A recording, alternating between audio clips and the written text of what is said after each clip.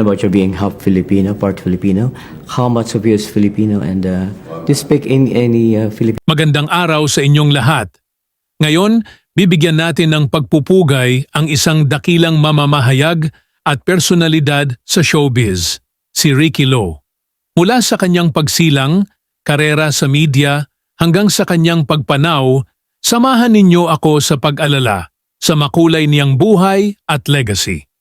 Dito lang sa Pinoy Wisdom, si Ricardo Ricky Fua Lo ay ipinanganak noong April 21, 1946 sa Las Navas, Northern Samar.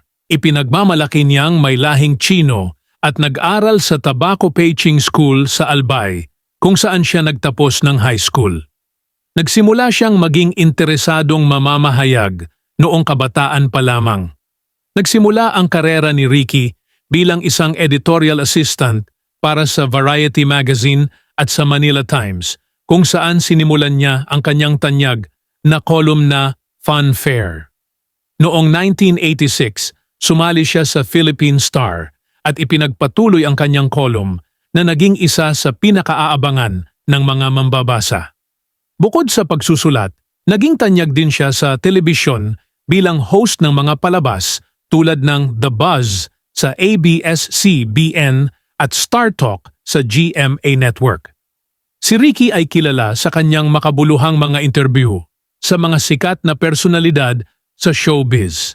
Isa sa kanyang mga pinakatanyag na interview ay ang kay Anne Hathaway noong 2013 na naging kontrobersyal dahil sa mga tanong na itinuring na hindi angkop ng ilang netizens. Sa kabila ng mga batikos, nanatili siyang respetado sa industriya dahil sa kanyang mahabang karanasan at profesionalismo. Sa kabila ng kanyang kasikatan, nanatiling mababa ang loob ni Ricky Lo.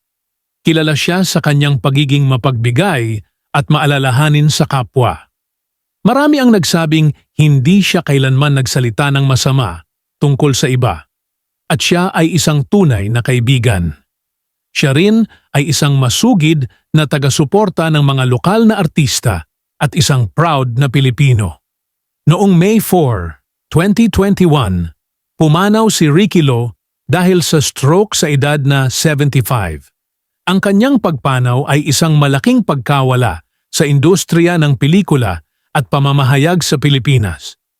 Maraming personalidad ang nagbigay pugay sa kanyang kontribusyon sa larangan ng showbiz at sa kanyang mabuting puso. Ang pamana ni Ricky Lo ay hindi matatawaran. Ang kanyang mga column at interview ay nagsilbing mahalagang talaan ng kasaysayan ng pelikulang Pilipino. Isa siyang huwaran ng profesionalismo at dedikasyon sa kanyang trabaho. Ang kanyang kabutihan at malasakit sa kapwa ay patuloy na nagbibigay inspirasyon sa mga bagong henerasyon ng mga mamamahayag at artista. At diyan, nagtatapos ang ating pag-alala sa buhay ng isang dakilang mamamahayag, si Ricky Lo. Salamat sa inyong pagsama at huwag kalimutang mag-subscribe at pindutin ang notification bell para sa higit pang mga kwento ng inspirasyon at impormasyon. Hanggang sa muli, paalam! Dito lang sa Pinoy Wisdom.